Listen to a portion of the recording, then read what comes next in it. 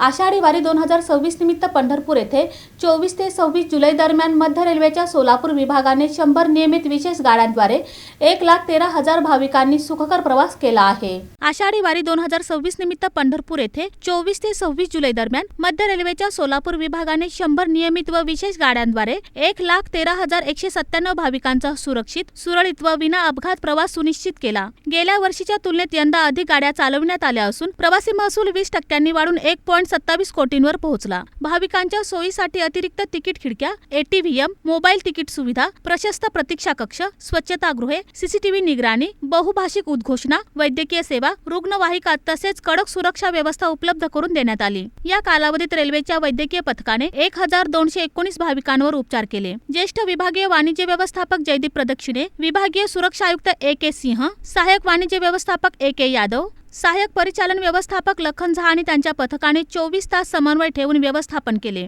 भाविकांना सुरक्षित सुलभ रेल्वे सेवा देण्याची मध्य रेल्वेच्या सोलापूर विभागाची बांधिलकी या यशस्वी नियोजनातून अधोरेखित झाली आहे।